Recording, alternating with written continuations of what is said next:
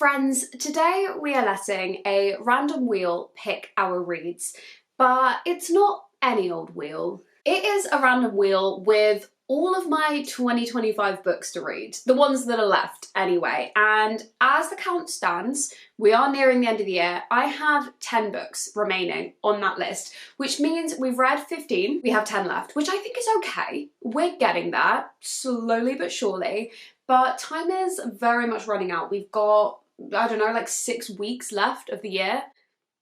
Is that true? Maybe a bit more. That is still scary. So I figured no time like the present to make a little bit of progress on my 25 to read in 2025. So with that in mind, welcome to the video. I'll put the graphic on screen for all the books that we have remaining, but we have Ghosts by Dolly Alderton, Alone with You in the Ether by Olivia Blake, She's Always Hungry by Eliza Clark, Private Rights by Julia Armfield, Then She Was Gone by Lisa Jewell, Babel by R.F Kuang, The Girls by Emma Cline, Love Theoretically by Ali Hazelwood, The Boyfriend by Frida McFadden, and We Love You Bunny by Mona Awad. Those are the 10 books that we are choosing from today. We're gonna let the wheel do its thing. There's a few on there that I'd really like. There's a few on there that I am very scared of, but it is out of my hands today. So I think without further ado, I'm just gonna pick my first book because I wanna see what we're reading this week. So hopefully you can see this, and we're gonna let the wheel do its thing. Please pick something good. I'm so scared. What is it?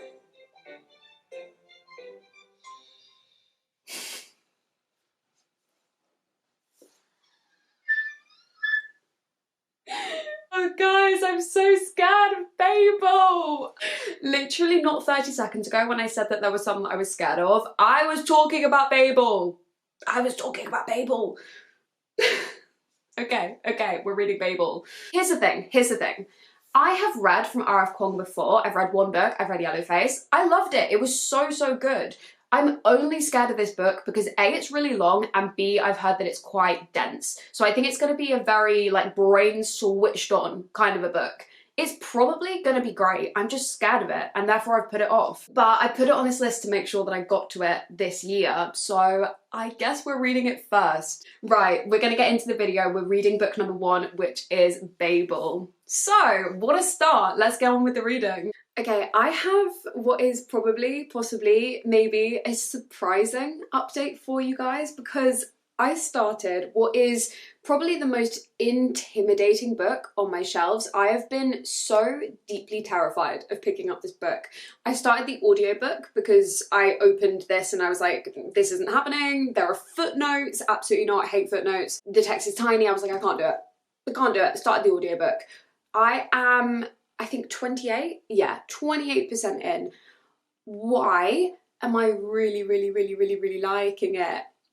Why? Because I've been avoiding this like the plague. I'm 28% in, which I think is around the 150 page mark. I am really quite liking this, guys. I didn't think that was gonna happen. Well, I didn't know. I've read one book by R.F Kuang before, Yellowface, and I loved it. So I don't know why it's so surprising that I would love another one of her books. I just think everyone built this up to be so dense, and is it a bit? Yeah, a little bit, but actually I am finding those sections fascinating, which I really wasn't expecting. And the pace is actually moving really quite quickly. For 150 pages in, a lot has happened. I don't fully know how to explain this book to you because there is so much going on, but sort of a very brief synopsis is that we are following our main boy, Robin Swift. He is orphaned in Canton and then he is brought over by a professor from the university, from Oxford. He is brought over to England and kind of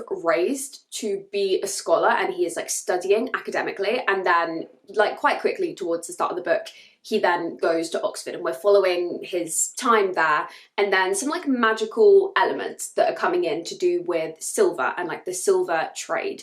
And the magic is pretty simple so far. I mean, how you activate it is all to do with language, but even that isn't anywhere near as complicated as I was like mentally preparing for. And we're basically following our main boy and a group of friends that he makes in his languages program in university, and there's so much more going on than that, but that is the very, very, very basic premise. And to be honest, I feel like this is such a popular book at this point, everyone probably knows anyway. But for nearly a third in, I am really, really quite liking this, and I'm so pleasantly surprised because I have been afraid of this book just because everybody told me how dense it was, and I just thought it was going to be a slog to get through, and it's not at all. If anything, it's moving with such pace. And the bits that are a bit denser, the bits that are really going into like deep depths into language and academia and all of that, are written in such a way that I'm genuinely really finding it fascinating. I also think, for me personally, the audiobook was such a good choice because there is a different voice who I assume is reading out the footnotes. I think that is what she's doing. Yeah, I think so. There are footnotes in this book, which is a pet hate of mine. I hate footnotes. Can't explain it. I just, in my mind, when I'm like trying to read, it just upsets the flow because I'll like get to a thing and then I'll have to go down and then go back up, and I'm dyslexic, so I struggle with like all of reading anyway, so having to like re-find my place, I just find it difficult. I've never liked footnotes, so the audiobook, having them just, she kind of just reads them as if they were part of the text, but it's a different voice.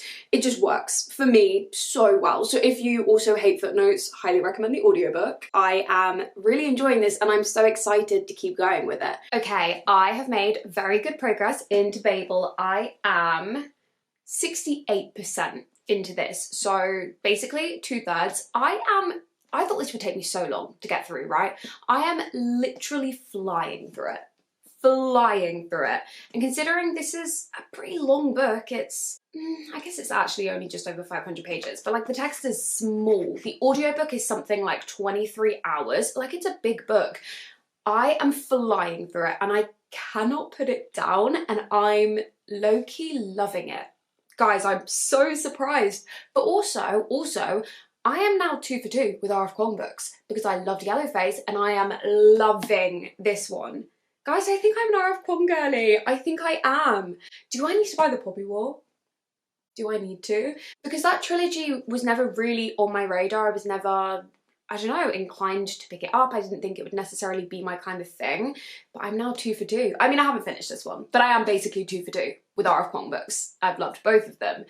So maybe I do, because she doesn't have that many more books, just those and then Catabasis, I think. And I'm definitely getting Catabasis, 100%, don't you worry. We are 2/3 in. The politics is amazing. The pace is amazing. Like, considering this is a dense book and a long book, the pace is so quick, but also so well done, so I'm not confused. And all of the bits where we do slow down and talk about language and talk about all of that stuff is so fascinating. Oh my gosh, I just opened a random page. Look how long that footnote is. That entire paragraph is a footnote. This is why the audiobook is good for me. If you're intimidated like me, I could not recommend the audiobook enough, but also I promise it's not as scary as you think it is, because I really thought I was just going to struggle through this. It was going to take me weeks. I literally set aside so much time to read this book once it got picked because I was like, this is going to take forever. Babe, I've been reading it for 2 days and I'm 2/3 in. I think I'm going to finish this in 3 days and I'm loving it. And I'm so excited to keep reading it. Who saw this coming? Not me. But also, I loved my last R.F Kuang book. Why would I not love this one? You know, logic. I'm loving this. So I finished Babel. Guys, 5 stars. I did not see this coming. I literally, if I'm being so completely honest, went into this being like, if I'm not feeling it, I'll just DNF it, and then loved it. I loved it. I was so scared of this book and I didn't need to be. So if you're scared of this book, please let this be your PSA. You don't need to be. I promise. Is it dense in parts? Sure. Yeah, there is academia in here. There are conversations about language. I promise it's really fascinating. I literally learned so much reading this book. For example, this is one that's just really stuck with me. The word hysteria, wait, I wrote it down because I want to make sure I get it correctly. The word hysteria derives directly from the Greek word for womb. That, to me, fascinating. Horrible, but fascinating. By the way, the final third of this was my favourite third. The ending of this was crazy. It was epic in both like fantasy plot and politics. The tension that builds throughout this book and how the payoff comes at the end. Like, let me just tell you, this was such a fast-paced book and I just didn't see that coming. I feel like no one tells you that when they talk about this book. They say that it's really clever and intelligent, but it's also super fast-paced. It is very intelligent. It's also crazy well-paced. Like, I was so intrigued throughout this entire book, and the ending of this book is so deeply moving, it's so thought-provoking, and it balances both of those things so well. Guys, I did not see this coming, but I'm giving R.F Kuang another 5 stars. I think I'm an R.F Kuang girly. I love her books, the 2 that I've read, but guys, I need to read everything else that she has written because this was literally perfect. No notes. Somebody tell me why I didn't pick this up sooner. I literally, every time this book came up, I was like, I don't want to read it, I'm so scared. Like, my reaction when I got this book, and now I'm giving it 5 stars. I loved this. This was incredible. I think I preferred this slightly to Yellowface. I still loved Yellowface, but I think this one is probably my favourite of the 2. But I am very much 2 for 2 with her books now. So what do I get next? Do I get the Poppy War or do I get Catabasis? Because I've heard Catabasis and this one are pretty similar, so maybe I need space in between them. I don't know. Either way, I will be buying both at some point. So I'm gonna pop her back. Also, I feel it's necessary that I get myself the hardback of this. I feel that needs to happen so that it can match my hardback of Yellowface, now that I love the book so much. Anyway, that is book number 1 done. What a start to this video. And I'm going to pass you back to Pass Flow and you can find out book number 2. Okay guys, we are back to pick book number 2. We started strong, shall we say. We started with a bold choice, a book that I was terrified of, but hopefully I enjoyed it. I'm kind of hoping now for a bit of contrast, something maybe a bit easier. Maybe something fun, maybe something short, considering Babel is like 3,000 pages long. Not exaggerating. Okay, I'm gonna pick book number 2 and we're gonna spin the wheel again. Please give me something less scary.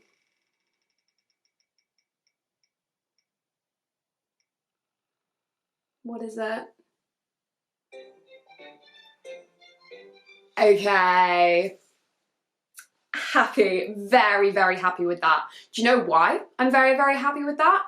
Well, several reasons. 1, it's Lisa Jewell and I love Lisa Jewell. 2, it's on my monthly TBR, so love that. That is very, very exciting. Also, such a lovely contrast from Babel, because this is a thriller. This is also meant to be Lisa Jewell's darkest book yet, and I've read a lot of her books, and they are very, very, very dark. So consider me intrigued. Book number 2, Then She Was Gone. Let's get into the reading. I am halfway into Then She Was Gone, flying through it. I started it yesterday, the day before, I think yesterday, and I'm halfway through. You guys know that I'm a Lisa Jewell stan. I literally love her. She's one of the only authors I've ever met in real life. Like, I'm a bit of a fangirl. I really, really do like her. Everyone told me, and like just on the internet, everyone says this is her darkest book. As I say, I'm halfway through. If this is going where I think it's going, yeah, I see why. I see why. I don't know if it is, but I think it is. And Lisa Jewell doesn't tend to be a super plot twisty kind of an author. She's more a building suspense, how is this going to play out, what's going to happen kind of a thriller author, which really works for me. So I'm kind of expecting that I am correct. But let's rewind a little bit because I haven't even told you what this book is about. We are following Laurel, who 10 years ago, her daughter went missing. Laurel then meets a man, a stranger, kind of starts a little thing with him, gets to know him better, gets to know his daughter. He has quite a young daughter, and she is the splitting image of her daughter, the daughter that is missing. I won't tell you too much more than that because that is pretty much the blurb summarised. You don't get a whole lot more than that. But as I say, I am pretty much halfway through. I've read to part 3. I mean, as always with Lisa Jewell's books, like the characters are always so deep and emotional. She has a real literary style to her thrillers, which is why I'm so drawn to them. But if it's going where I think it's going It's gonna be so dark and I'm a little bit scared for the second half, but it is very good so far. I was very much expecting to enjoy this. She has never missed for me. Her writing just works so well for me. And this is definitely another one where I feel like I just always say the same thing when it comes to Lisa Jewell's books, but that's because she is so consistent. She just delivers every single time, and so far, 50% in, no different. I have finished Then She Was Gone. I do apologise because I feel like I haven't given you that many updates, but that is because I flew through it. Lisa Jewell just grips me and I just had to know what was going to happen, how it was going to play out. Where I thought the book was going around the halfway point when I last spoke to you, yeah, that is where it went. And everyone's saying that this is her darkest book. Yeah, I see why. I see why, and I tend to agree. Don't get me wrong, all of her books are dark, all of them. Yeah. It's definitely up there. Check your trigger warnings so carefully because, yeah, I mean, it's incredibly dark. It's very well written. I actually think it's one of her, like, best written books. I think None of This Is True is still my all-time favourite because I just loved that book. And then I think this is probably joint second with The Family Upstairs, which I do think tends to be quite a theme, like I am nothing if not basic. I think that is most people's top three and those are her most popular books. I very much am agreeing with common consensus, I guess. But yeah, I think this is definitely one of her best written books. I'm very excited as well to dive into some of her lesser known well books. I feel like that wasn't a cohesive sentence. When I've heard her talk previously, she's spoken about some on her backlist that I'm just very excited for. There's a book called, I think it's something like The Things in the Garden, The House on the Garden, The House That We Grew In. Maybe a combination of those words. I think she said that's her personal favourite, so I really want to read that one because I'm intrigued. She also started in rom-coms, so I really want to read one of her rom-coms, just almost out of intrigue more than anything. I'm not a huge rom-com person, but equally, Lisa Jewell. If anyone can convince me, it's Lisa Jewell. But another Lisa Jewell done. I am having such a good reading week, and I did realise, no spoilers for what the third book is, but let's just say that I've got some fun authors this week, and I've read from all of the authors before, and I've loved all of the authors before, so it kind of checks out that so far I am so enjoying my reads. So with that kind of in mind, I will pass you back to the third book. You can find out what it is, and I'm really hoping it's going to be a good one, and I have a feeling it will be. But go find out what we're reading. Okay, my lovely friends, we are back to pick our third and final book. So far we have had a sort of dark academia historical fiction and a thriller. Actually, while I think of it, let me quickly get rid of Babel and Then She Was Gone. Otherwise, we are just going to keep landing on the same ones. And we're going to spin and find our third book. And hopefully we get a good one. What is it? Don't Be Loved Theoretically. Yay! Oh, okay. The Girls I'm happy with. I really didn't want a romance. The Girls by Emma Cline.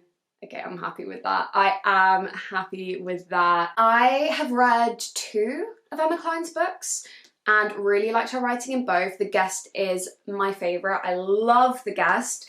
And I think The Girls is meant to be, I think it's her most famous and like her most popular. So I have high hopes for The Girls. So that is our third and final book for this video. So let's get into the reading. Guys, I have started The Girls. I haven't made loads of progress. I'm on page 92. It's unfortunately taken me a very long time to get here, simply because I am having quite possibly the busiest month of my entire life. Nonetheless, I am on page 92 of this book, and guys, what a video we are having, because this is giving 5-star feels. In this moment, I literally just filmed my clip talking about finishing Babel, and that was obviously a 5 stars. You guys would have seen that a little bit ago, but I literally just filmed it. So, finished a 5-star book, and I very much think this might be a 5-star book. Now, I'm only about a quarter in, but I am loving this. The only bad news I did realise is this is my last Emma Cline book. There are no more out after this. That makes me very sad. She only has 3 and this is my last one. So Emma Cline, hi, if you're watching, I'm sure you are. please write another book because I love her writing so much. This one is definitely very reminiscent of The Guest while being very different plots. Everything I loved about The Guest is very much doing it again in this one, and I am obsessed. In this book, we are following Evie. It's jumping around a little bit. We kind of get a bit of her right at the start when she is, I think she's like mid-40s, and she kind of meets this boy and they're talking about how she used to be in a cult, and then we flash back and it's so far kind of this setup to, I guess, how she's going to get there. She's not there yet. We've not really delved into any of that yet, but everything about her being a teenage girl, about her relationship with her mother, her relationship with boys, her relationships with her friends, all of that is so deeply fascinating, and Emma Cline's writing is just incomparable. I love it so much. It is so deep and personal and raw. I have tabbed so many quotes already and I'm only on page 25. 92. 25% in. I'm loving this. I'm loving this. I am on page 242 of The Girls, so probably finally 2/3 through. And I say finally because, guys, please don't take this as a comment on the book because I am loving the book and this is solidifying for me that I am just such an Emma Cline fan. But it is taking me so long to get through this book. And who would have thought it? Like, I read Babel in a matter of days. This book is taking me forever. And I am blaming it entirely on how tired I am. It's getting to the point where I'm picking it up, reading a few pages, and then putting it back down because I don't want to spoil the experience for myself, because I am so tired this week because there is so much going on. If you've seen any of my vlogs, that's all in there. I just have so much going on acting wise and like auditioning and just filming and everything. It's just been a lot. It's been great. It's been a lot. I am just so tired and I'm getting home at the end of the day and I'm just going to bed. So I'm barely reading this and it's such a shame because I'm loving this and I want to binge it, but I can't keep my eyes open. Nonetheless, I am 60% in and we are very much getting into the heart of the cult story, and it was so fascinating to read about how quickly she got sucked in. And also, like, now we're getting moments where she's kind of flipping between the two worlds, so going to the ranch and then coming back home, and those juxtapositions and how sucked into each world she gets are so fascinating and so well written. And even like right now she's like back and at home and talking to her mother, and how all of that normality is just affecting her and like warping her sense of reality. I just think Emma Cline is such a fascinating writer. I think I'm a fangirl. I think I really, really am. I've loved everything that Emma Cline has done so far. I do think this is going to be a 5 stars. It's just taking me so long to read it. I'm excited to see where it goes because they keep hinting at these murders that have happened and we are currently nowhere near any of that. So I do think the final third of this book is going to be potentially very violent, potentially very quick pace. I don't know, but right now it is just so gripping. It is such a fascinating character study and I loved The Guest and I am loving this. I just need to drink more coffee, I think, in order to get through it. I'm hoping I'll finish it in the next few days, but also looking at my schedule, who knows? Guys, I have finished our final book and I think it's going to come to no surprise that I loved yet another Emma Cline book. This was so fabulous. It had such themes of obsession, which you know is just a theme in books that I absolutely adore, particularly when it's like a woman obsessed. Also like conversations about how far would you go given the opportunity, and there's some really interesting, without giving anything away, some really interesting conversations about how far things could have gone, how far our main character could have been involved in certain things had the opportunity arisen, and how sometimes it's just a case of circumstances.